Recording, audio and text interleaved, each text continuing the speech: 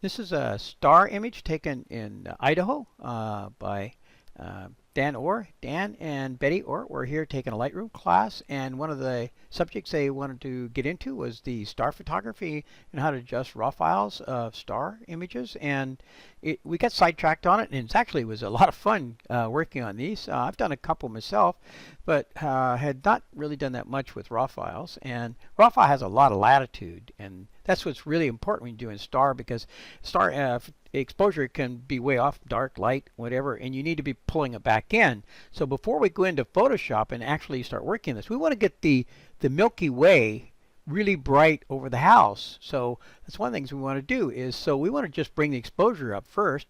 Let's just bring it up really bright so we can work with it. And it's also picking up some color in here, red, and so why don't we take the white balance tool and let's just go into the black area right in here towards the red so we can sort of neutralize it.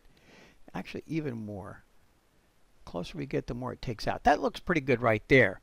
And so let's just bring the exposure up a little bit more.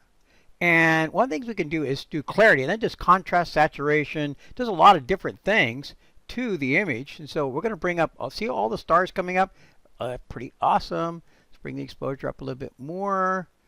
And we can always take this down later, but we need to, let's bring up a little bit of shadow detail so we have plenty of shadow detail in the house. And actually, we're going to take the contrast down a little bit. We don't want it to go too contrasty.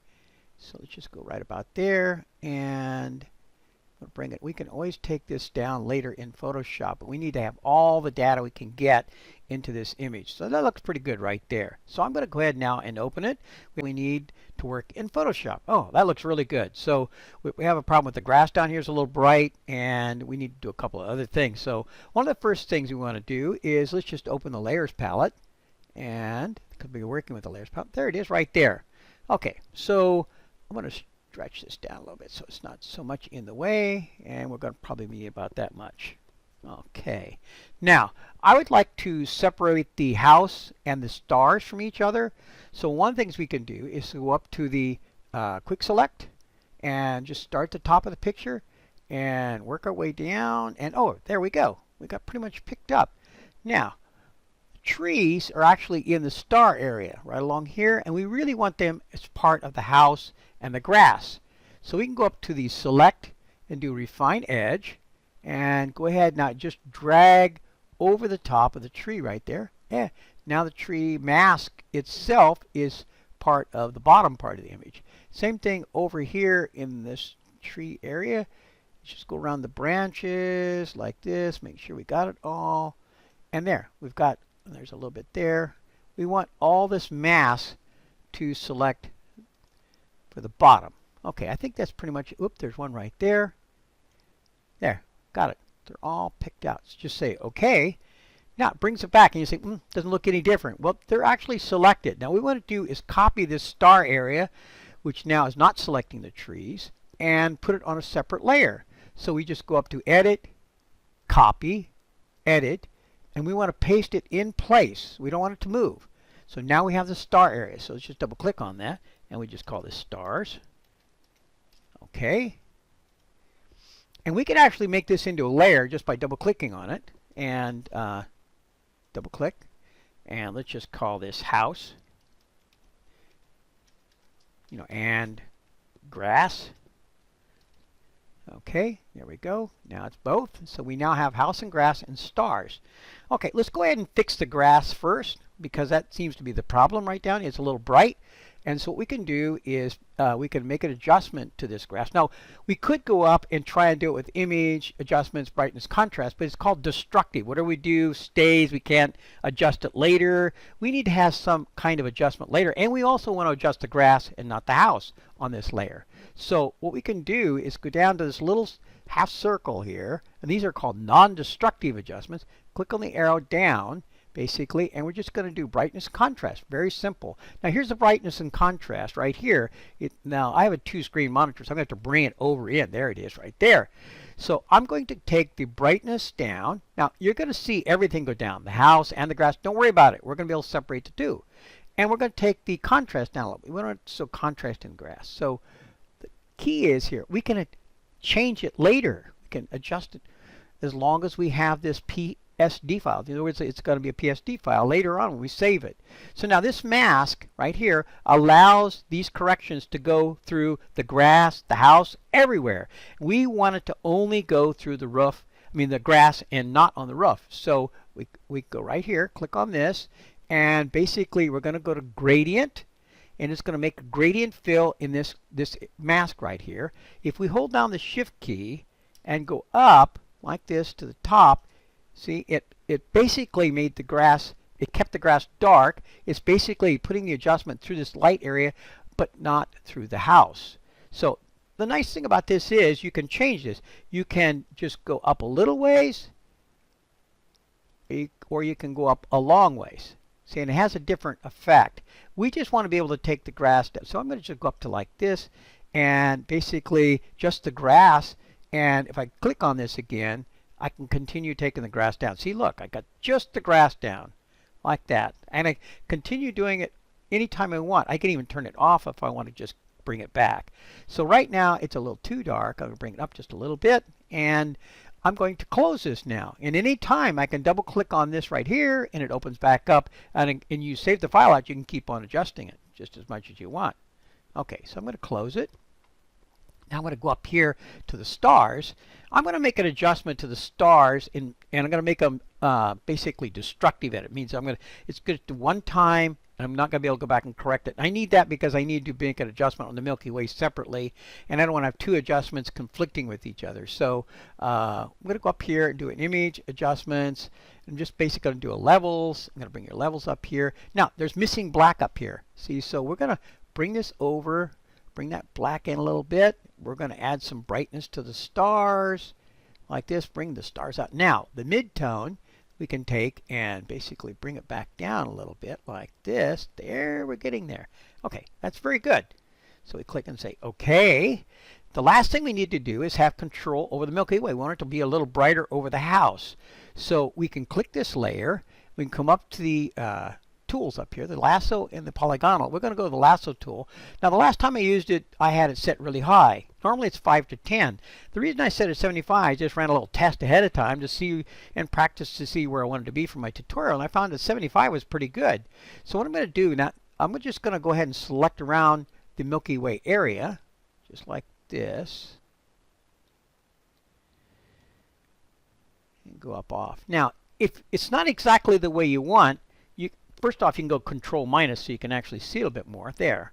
Now I can go up to the select, and I can transform my selection. I can drag it up a little bit and maybe make it a little bit bigger. I can do a lot of things. I can even rotate the selection if I want to rotate a little bit so that it gets the Milky Way a little bit better. So there, that's good. And just click on the check. Okay, now all I have to do is, if I want to adjust just the Milky Way, I can now go down here to this non-destructive again and go to the levels, because I want to work with the levels. And look at this. It made a mask automatically with this heavy feathering, this 75 pixel feathering. I'm all set to go. I can now take and basically bring the black in a little bit. It's going to leave a little area. I'm going to bring it up in brightness like this. I can bring the stars up brighter. I have a lot of control over this Milky Way that can be adjusted at any later time. So I can take and do this. Now if I turn this off and on, it shows my adjustment. Now I can double click on this anytime and continue adjusting this. So if I say it's too bright, too dark, I can always go back and fix it. That's what's really nice about this. Okay, I'm going to go ahead now and double click on the hand because I want to look down here. Oh, there's a window. That's a problem with the window. Okay, so if I go ahead and magnify this up right now, we need to fix this window. It's, for some reason, Dan forgot to turn a light on and light this, or it's in an area where it's not being lit. Maybe there's a blind down. I'm not sure what's going on, but basically we need to go down to this layer right here, and we need to select some data out of this area right here. We're going to use the, wrong tool, right down here, the polygonal lasso. We're going to set it like at 4 pixels, and we're basically just going to capture some data out of this area right here. And there. Now, I've set it at 4 pixels, so it's going to feather it just a little bit on the edges. So I'm going to edit and copy it. I'm going to take the selection off because I'm done with that. I'm going to go over here now, I'm going to select approximately the same area and come up like this. I'm going to go ahead now and go up to edit and paste special, but I'm going to paste into that area. Okay, so there it is. I've added the data back in. Now it looks to me like it overfilled a little bit right there. So I need to go back up and edit and step backward. And let's just go ahead and try it again. I'm going to take the selection off. And I'm going to go a little higher and maybe take the selection down a little bit. I think it's too much for the pasting back in. So I'm going to go ahead and go down here, but I'm going to stay a little higher right here and come up and like this. Double click on the hand and go ahead and edit, paste special, paste into there. That's much better right there. That looks a lot better. Okay, so we're all done there. We have now all the corrections, and let's double click on the hand. There. Now, I'm going to have to go out and get the original file. I'm going to get the, Dan shot both a JPEG and a RAW file.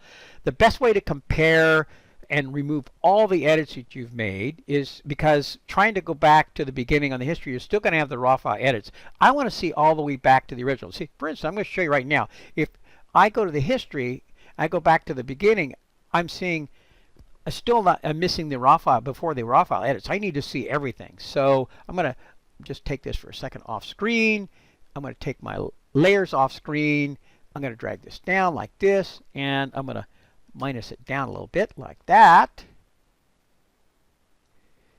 Okay, that's our final edit. I'm now going to open recent. There should be a JPEG in there. There it is, and basically just drag the JPEG off there. There we go. There's our final edit, and this is what we started out with. Quite a bit of data was pulled out of this RAW file, and this is said JPEG, but the JPEG and the RAW file are pretty much the same when we started with them. Anyway, and again, what's really nice is you can come over now and you can do all kinds of editing. Let me just show you. I can take, that's the adjustment to the Milky Way. This is adjustment to the middle. See, and basically here's an adjustment down here with the window. All kinds of things you can do with this. It's really incredible. Now, I highly recommend that you now go up and save this out, file, save as a PSD, and it will now save out all of your layers so that you continue editing, make adjustments to the grass, the Milky Way, the house, anything you want to adjust at this time. Okay, thank you for viewing our tutorial. You can look at the full gamut of tutorials, Lightroom, Elements, and Photoshop by going to www.underwatertutorials.com. It has Lightroom 1 through 5 and Photoshop basically 2 through 6, and a little bit of Elements, about 4 or 5 versions of Elements, and then we've posted up some newer tutorials on some of the newer versions of all 3 programs on YouTube. So thank you very much, and goodbye.